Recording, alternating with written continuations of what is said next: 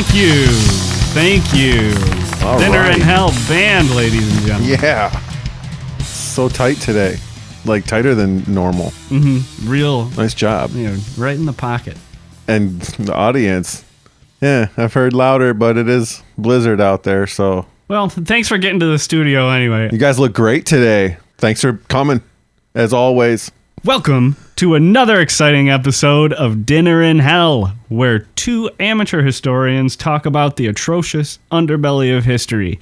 I am one of your hosts, Brad the Impaler, and with me, as always, your friend and mine, Ronson McMaiden. Ronson, how are we doing, sir? I'm doing great. Doing really good. How are you doing, Brad the Impaler? I'm doing fantastic.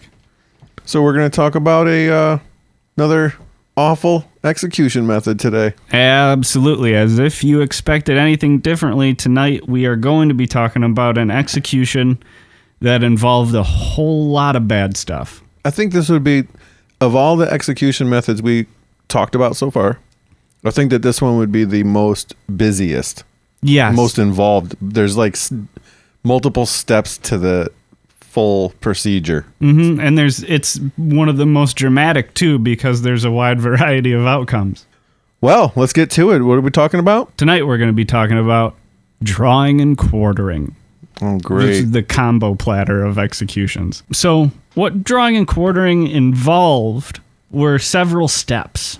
First, the victim would be drugged. Now, there was some controversy about what exactly they meant by drawing, but it has been concluded pretty definitively from literature at the time that drawing meant being fastened behind a horse and drug. During the Middle Ages, this would have involved the condemned being tied directly to a horse, but in later times, it involved the victim being laid on a section of fence in order to make sure that more often the executioner got a live victim. I was under the impression that, yes, a fence, but I was thinking something that only was under your torso, so your limbs can be abused by the pulling of the horse, like from the turf, the terrain. Yeah, it Because if you're didn't on a seem sled- very wide when I looked at pictures of examples of what they were talking about. Like if you're let's say you're laying on your back on a sled, maybe like you're being pulled feet first, possibly, you know. Mm-hmm. Ooh, that would hurt. I mean, but if you're on a wooden fence panel, you know, then how bad is that? You're just going for a bumpy ride on a fence panel. Yeah, It doesn't hurt you, so I would think it would be just for your torso. So you're getting friggin'. It's protecting you from dying. Yeah, really, not I think protecting what from they'd pain. probably want you to be protected is your head. Right? They want you to be conscious. And during the drawing phase, this execution, oftentimes the crowd would participate. Because drawing and quartering in England was the penalty for high treason. Yeah. So you can't expect to have a sympathetic crowd on your side most of the times. So the crowd would just sort of scream at you, spit at you, whip you, beat you, throw stuff at you like vegetables and shit. What kind of when you say treason, what kind of examples would you have? Like, Well, there's what a was- whole what consisted- mess of shit. what was treason? Treason, it was generally considered anything that undermined the authority of the English crown. So anything that did that was treated as severely as an assassination attempt. Right. And this included some things that you might not think of exactly as high treason either.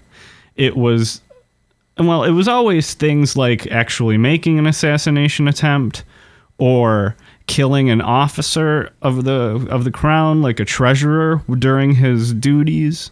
Or maybe there's like a royal guard or a knight on the street, and you Yep, that's high treason too. murder his ass. But it also like you're included some murdering. things, some off-the-wall kind of things, like forging the king's seal also constituted this. And thinking any of these things also constitutes high treason. So Yeah. if I mean, we're more familiar with an ancient queen, so I can't imagine this would be a problem in England now. But if you think about fucking the queen, that's considered high treason, and this is going to get you sentenced to drawing and quartering. Just for having a thought. Yep. So what you thinking about? I ain't saying nothing. You think I'm going to tell you what I'm thinking about? I can be drawing a quarter for what I'm thinking about. What'd you think about? Yeah. Tell us what you thought about. Yeah, then what are you going to do? Then you're just screwed. You get drawn and quartered for saying you aren't going to say what you're thinking about because you'll be drawn and quartered for what you were thinking about. Mm-hmm. There's no way out of that once you let that slip. I just would never talk to anyone. Treason could also pertain to firing against your master or husband. Be like, cheating on me, girl? You cheating on me? Get the horse ready. Get the horse ready. Go pick out a horse. I'm going to draw a quarter you by. You know, like go pick out your switch. Go pick out the horse that's going to pull you throughout the village. You cheating bitch. Yeah, and another long example of how shitty it was to be a woman before the future, I guess. Yeah, folks, you know what? Let's try to keep this as male negative as possible. We owe it to our female listeners. Well, let's attack some male flesh this episode. It's just true. In this case, women probably got off a little bit easier in order to preserve their modesty.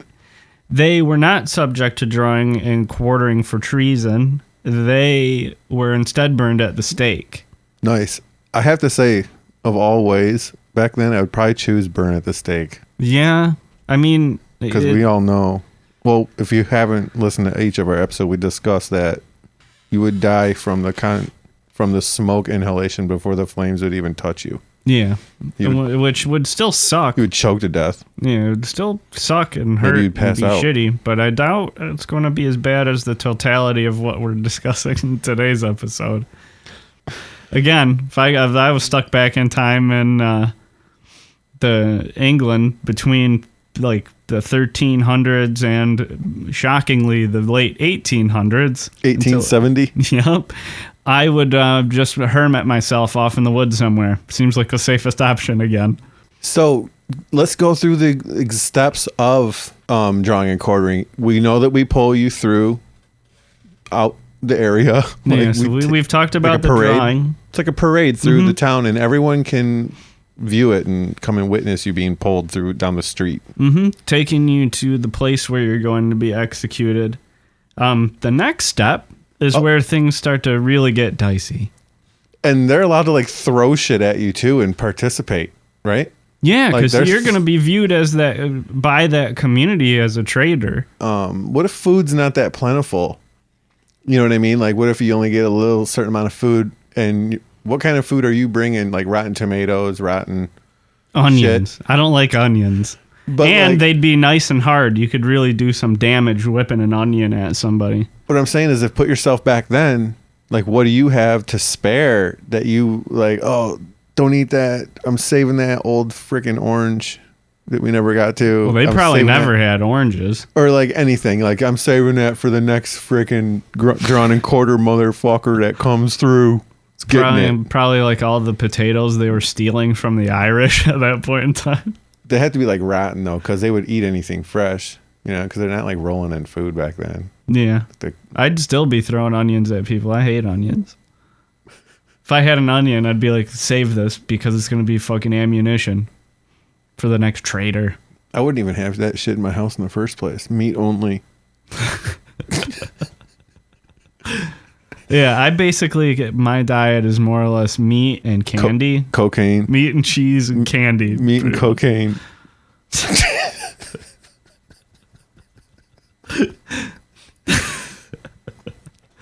And that's like the diet of like the Wall Street 80s, I imagine. That's how you succeed. Yeah, let's get a fillet. Okay, we're gonna start with a fillet. Do a little toot in the bathroom. Come out, dance it off. What's the weather like in there? Is it snowing?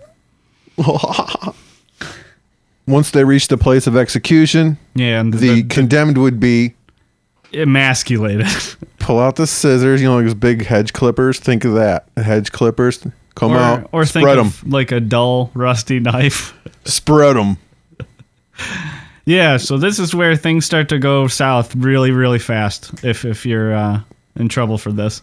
I was just going to say, this is for all you ladies out there. The man would be emasculated. I know you ladies been getting treated pretty bad so far on our show. This is a turnabout. Yeah, this is all man here.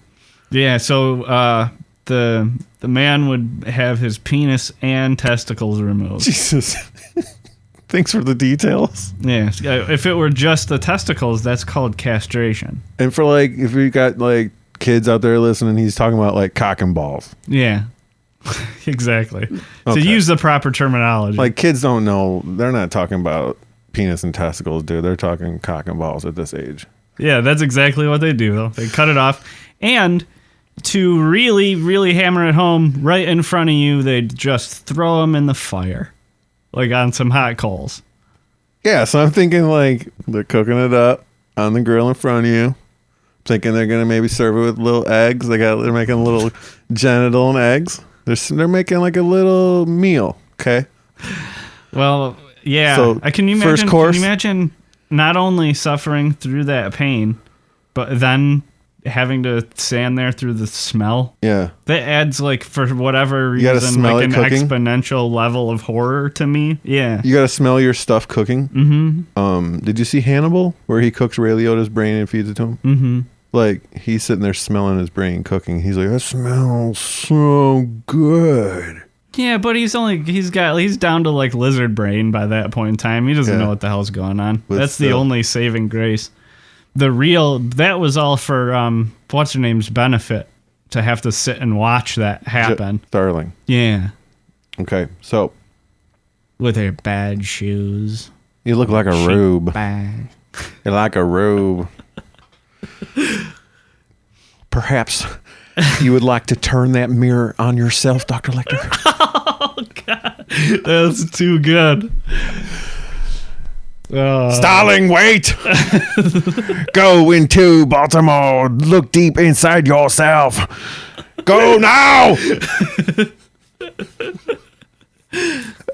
Look at the blood. Yeah. What? Splat. This is Elmer's glue? I hope it's Elmer's glue. Meat. Freaking Spider-Mander ass.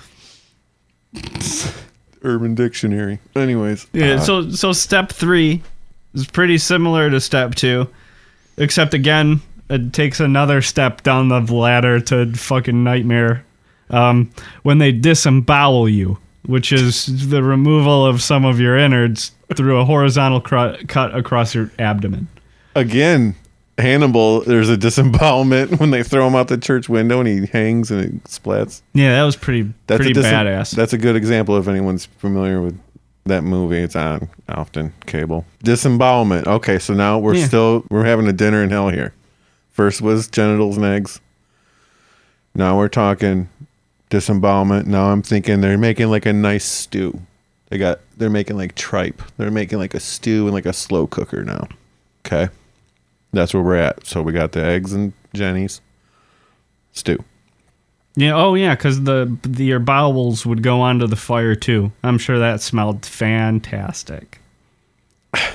You should be losing consciousness because you're bleeding like crazy. You're open to bleed. I mean, when you did the emasculation, that was already an open wound there. Yeah, and because during these 2 steps here, the emasculation and the disemboweling, you're generally hung. So they hang you from the neck. They don't usually let it kill you. That's one of the little moments of drama, is sometimes the people die during the hanging phase or the emasculation phase or the disembowelment phase. All right, so the next phase is where everybody who didn't die during the drawing, hanging, emasculation, or disembowelment phases die because you're beheaded. This is where you lose your head. So everybody's dead by this point in time, but the show's not over. There's still more. So the last phase of this is the quartering phase. This is where what's left of your body after you get beheaded is cut into 4 pieces. So the way it's generally described is via a cut along the spine and then removing the legs at the hip. So super ass heavy axe comes down and chops you? Probably, yeah. Probably an executioner's axe would accomplish this. Like super hard. Like if you're thinking of a butcher chopping a chicken and quartering a chicken into thighs. Doing it to a human, probably with a huge ass axe.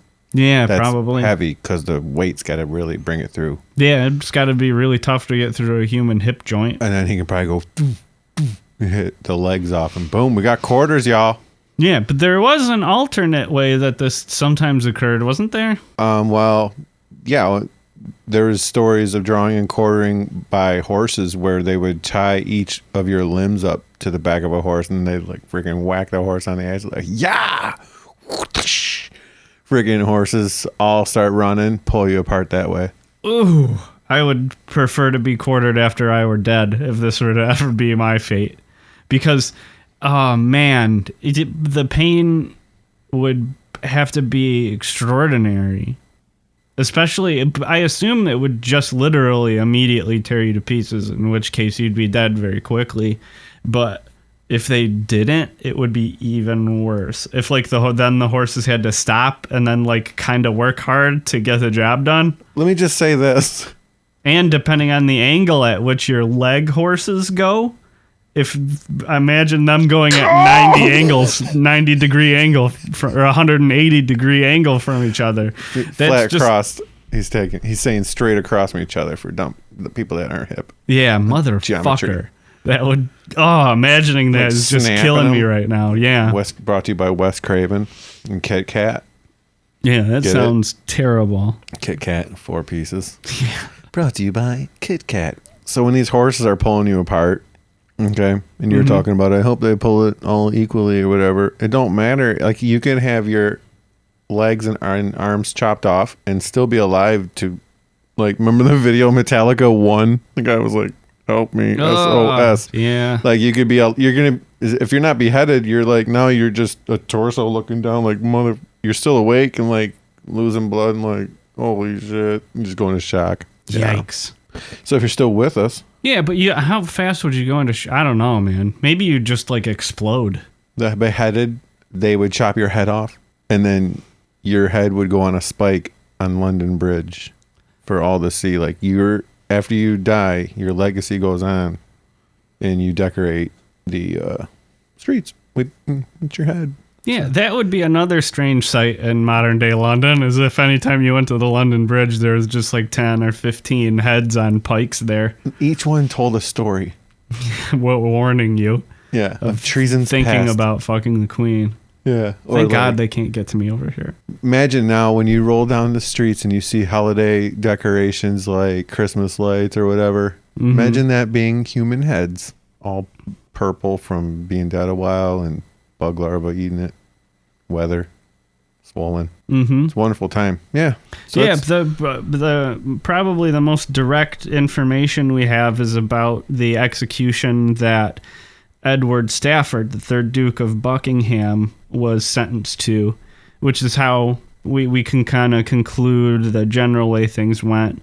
It was exactly worded as that he was to be laid on a hurdle and drawn to the place of execution, there to be hanged, cut down alive, your members to be cut off and cast into the fire, your bowels burnt before you, your head smitten off, and your body quartered and divided at the king's will, and God have mercy on your soul. Oh, great. Thanks for the mercy part. Yeah. That's going to mean a lot to me. Yeah.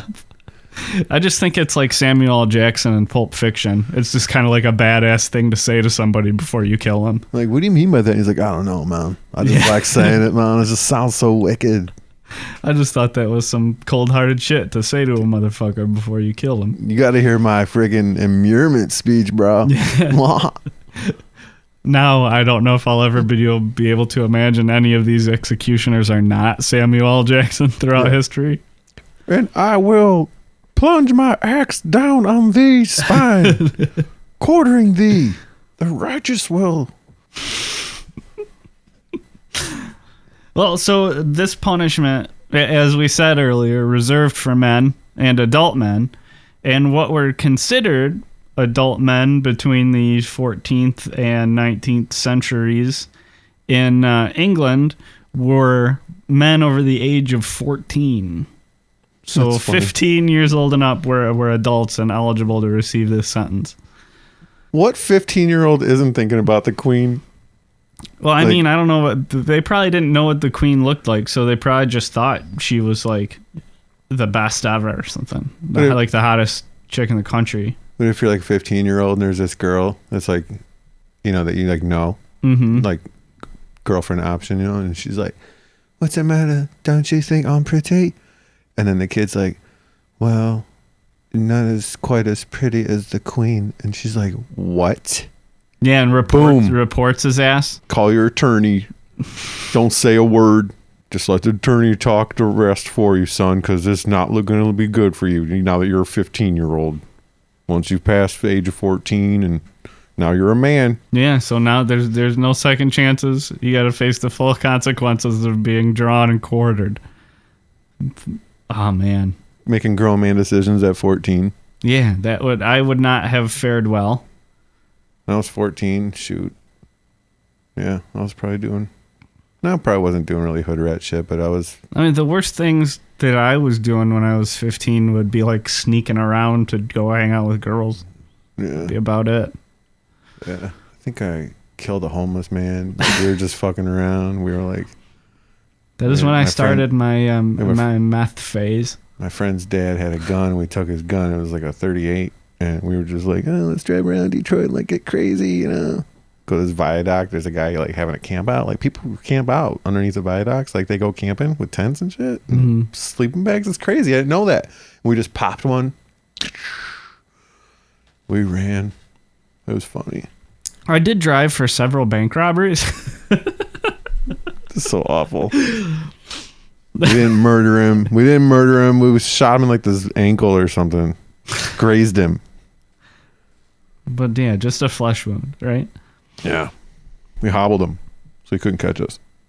We took his cart, all his bottles and shit. We're like, "Got your bottles, bitch." Just doing 14-year-old shit.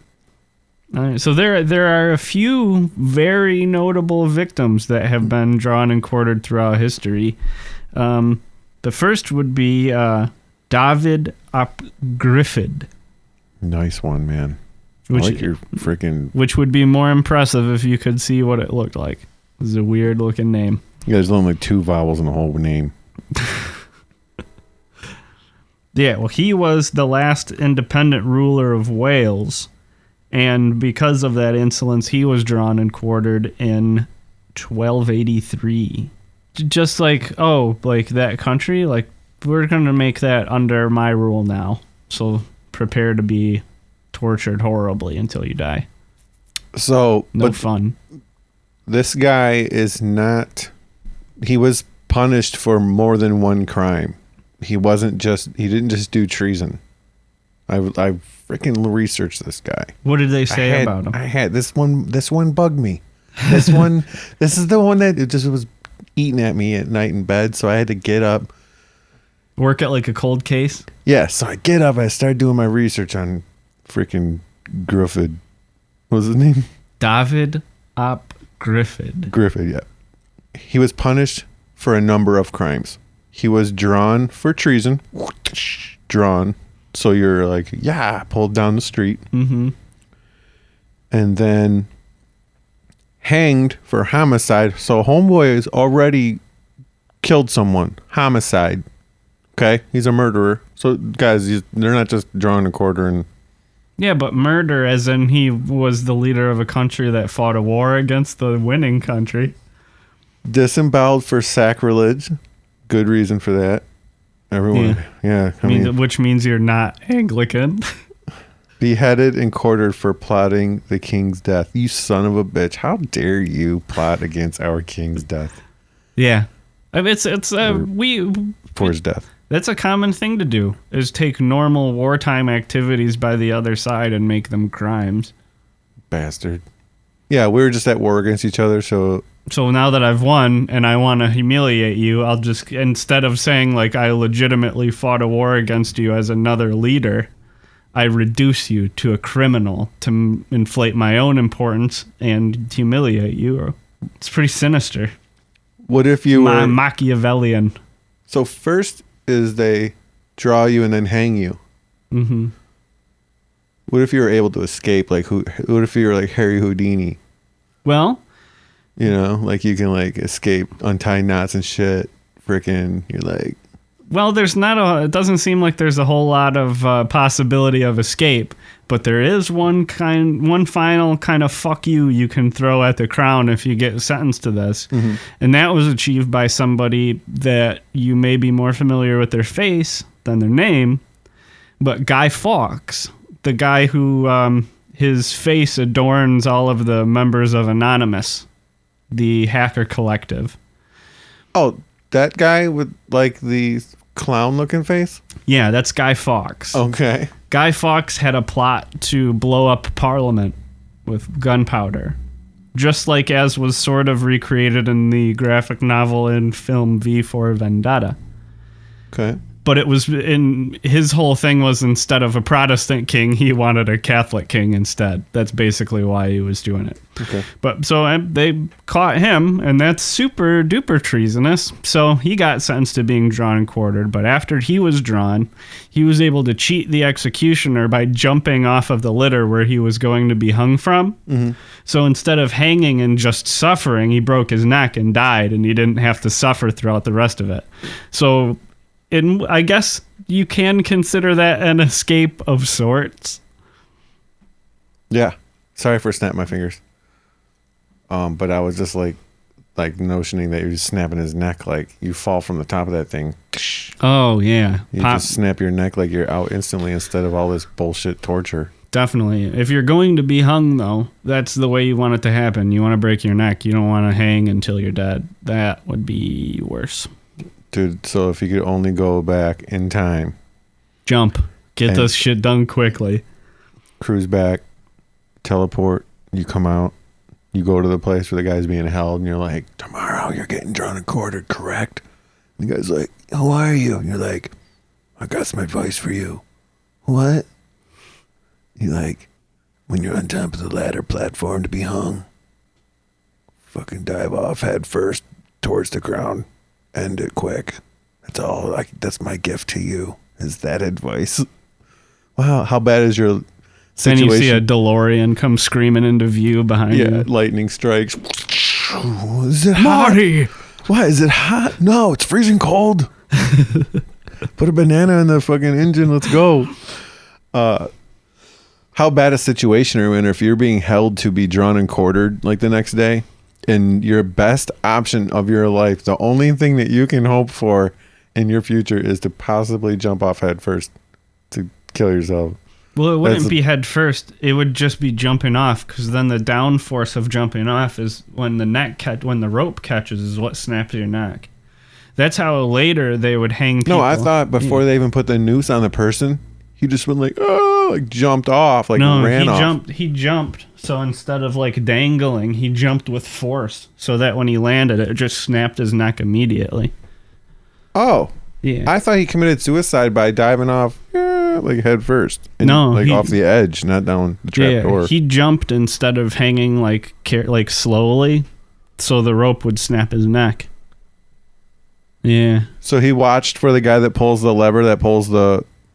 Or they were probably just waiting to like hang him carefully, and he ran and jumped off the side of whatever they were on. Yeah. It was pretty daring. It was daring of me to assume that was what we were fucking talking about. We were talking about David Graffid, how he was, the ruler of Wales, drawn and quartered, head on a spike. And you were talking about once you go to war against a country and you now win and you obtain their country becomes your territory. Thus, that ruler committed the act against you. Mm-hmm. You treat him like a criminal instead of an adversary on the same level as you. There's a famous legend from Scotland, William Wallace, which the movie Braveheart is based on. If you remember the Mel Gibson movie with Braveheart. Mm-hmm.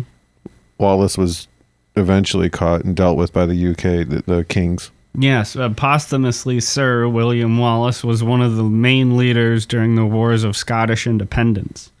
So he basically did the exact same thing that Dafydd ap Gruffudd did, and he got the full treatment in London in 1305.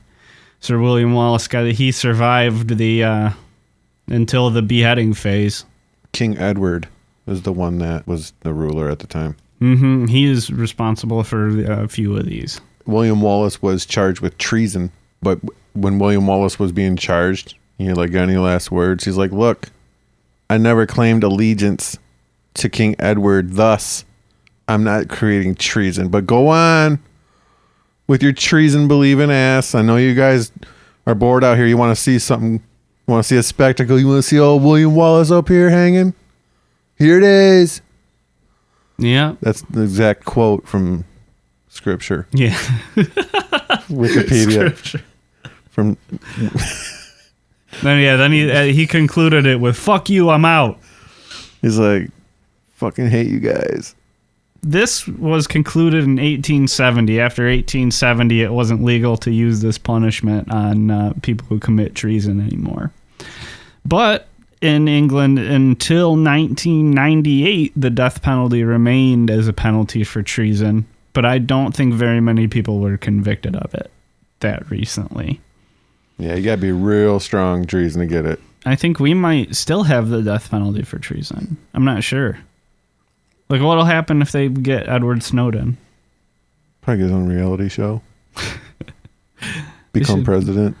So, the drawing and quartering of William Wallace had to have been the premier drawing and quartering event of the time. Now, yeah. Imagine, the drawing and quartering is only in one city. In the UK, right? Yeah. This is UK, right? Yep. Well, it would be in wherever it happened. Okay, so William Wallace's took place in London. London, right? So what if you don't live anywhere near London, and you find out, like, what? Holy shit! Wallace, that guy William Wallace. Wallace is a drunk quarter, and we didn't even know about it up here. No one even sent a carrier pigeon. Nothing. A rider. It'd be like when you see your band, put their tour dates up, and there's like your hometown's not on the itinerary. You're like, what? So like their farewell tour or whatever. Yeah. Like, you're gonna do the city that's 3 hours away, but not my city. F Grand Rapids. Yeah, how the hell does a band come to Michigan and play Grand Rapids and not Detroit? Grand Rapids offers more money. Fuckers. Yeah, same with Flint, Toledo, bastards, Cleveland. Out of control. If you're in a band and I like you and you're touring, play Detroit. Don't play anywhere else. Yeah. It's ridiculous. Thanks for listening, everybody. Thank you to the studio audience. Oh, and the Dinner in Hell band, which again is in fine form tonight. Thanks, guys. New guitar? Cool. Thank you for playing, and thank you, everyone, for showing up again. Thank you, Brad, for doing another good show. Yep, you can tweet to us at Dinner in Hell Pod. We're also on Facebook, SoundCloud, and YouTube. If you would rate and or subscribe on any of those platforms, that would be super cool of you. And tell your goddamn friends about this if you think they'd like it. Appreciate it.